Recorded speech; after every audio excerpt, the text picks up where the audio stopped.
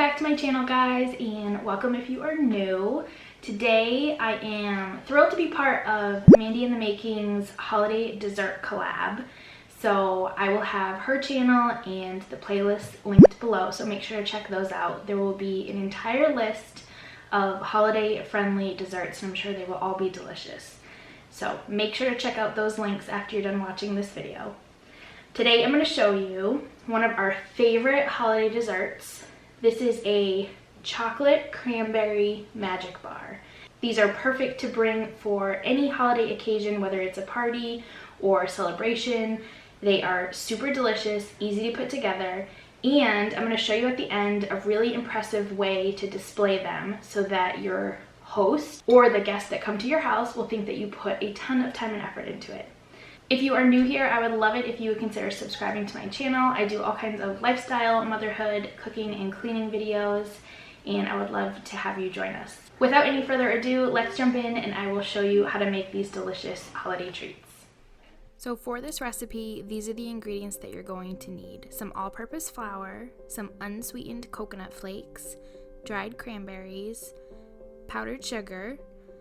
You're going to need a cup of butter, semi-sweet chocolate chips, pecan pieces, or you can get halves and chop them up yourself, and then sweetened condensed milk. Before we start putting our crust together, we're going to preheat our oven to 350 degrees.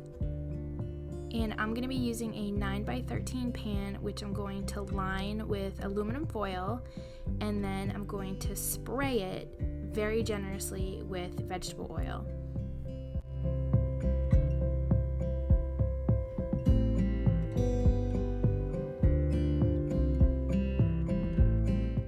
Once your bars have cooked and cooled, this foil makes them so easy to cut. You can just lift them right out of the pan and onto your cutting board.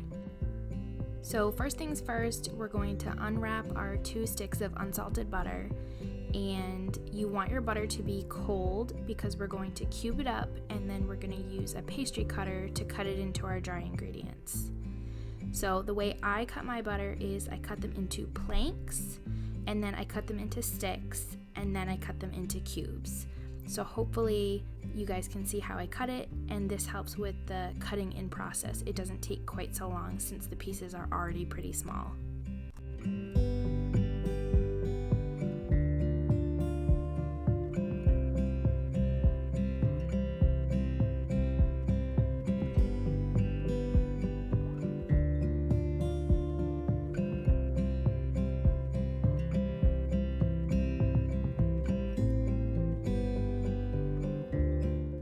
So our 1 cup of butter is cubed, still very cold, so we're going to add that to our big glass bowl. Next, we're going to add our powdered sugar, and you're going to need 1/3 of a cup of powdered sugar.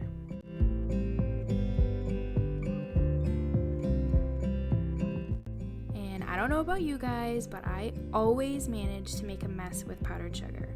So if you need a good laugh, just wait for it. Yep, that just happened.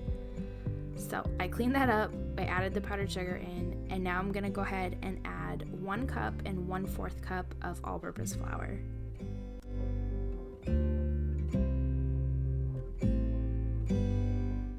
Now, using a pastry cutter, or you can use a fork, you just wanna cut the butter into the dry ingredients.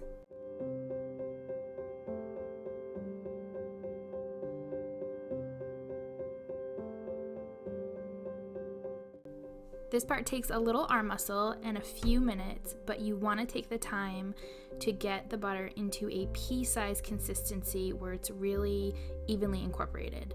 So you want it to look just like this. Now you're going to take that mixture and pour it into your 9x13, and you're going to think this is crazy. You're going to think it's way too dry. Just trust me and go with it. The first time I made this, I second-guessed myself, but this base comes out so good. So just follow the instructions and I promise it will be delicious.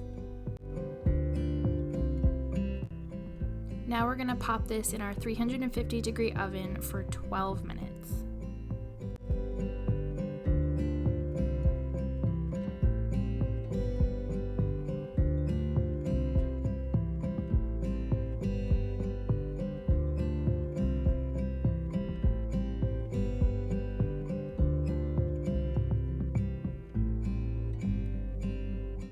After the 12 minutes, you want to take it out of the oven, and as you can see, it is just like a very pale blonde color, and that's exactly what you want.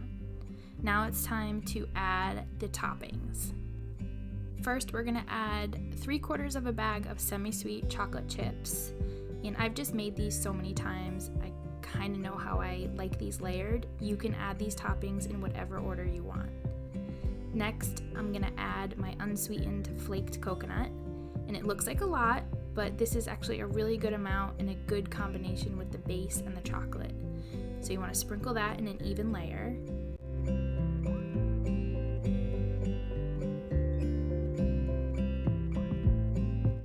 Then you're going to go in with our chopped pecans, and again, just sprinkle them in an even layer.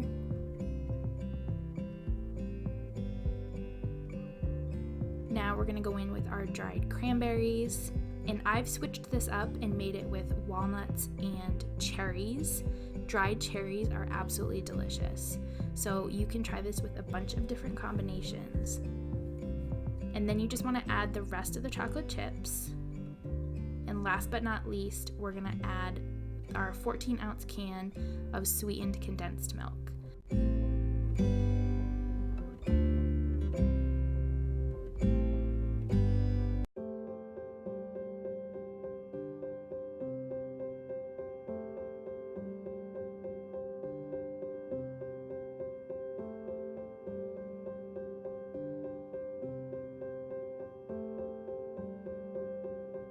And then we're gonna pop this back in the oven at 350 for 18 minutes.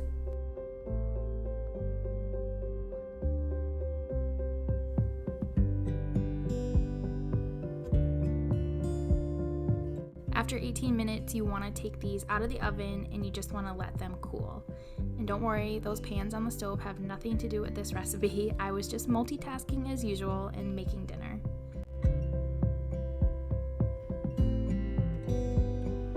So you can bring your bars to your holiday party, just put them on a regular platter, and that is totally fine. If you want to bring something that's a little bit more impressive and something that looks like you put a lot of time and effort into it, get a simple board. I just have like this slate board, and we're gonna make a dessert platter. So you guys have heard of cheese and meat platters or charcuterie platters.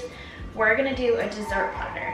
Takes seconds, it's very inexpensive, and it's a nice way to complement your dessert that you're bringing. So first you want to figure out where you want to put your bars. So I'm going to put my bars in the center right here. So I like to add something for height. So I just have a glass coffee mug, and who doesn't like these at the holidays? My kids love these. I just got the chocolate hazelnut kind, and we are just gonna place these in our coffee mug.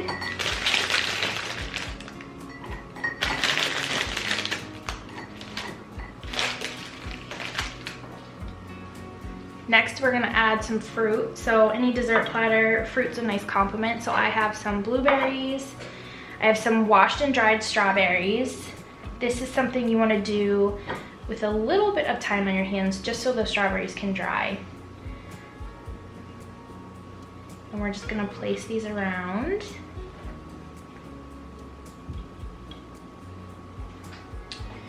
And then I always like to put something on the platter to add some interest, and this is a nice crunch and also shows you what is in the bars. So I'm just adding pecan halves, and we're just gonna add a couple little piles of them. And then add a little bit more flavor. These are another one of my kids' favorites. These are bite-sized vanilla cream wafers. So this is a nice little bite. Add some crunch and a different texture. So that quickly, we have a nice dessert platter. I'm just waiting for my bars, and I'll show you what it looks like when we're all done.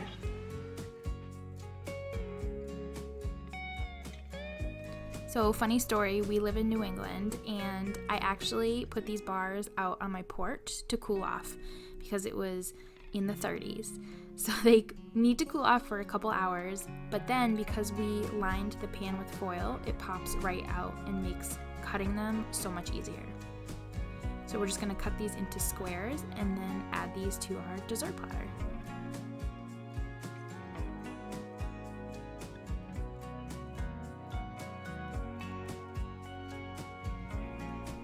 So these bars are absolutely out of this world.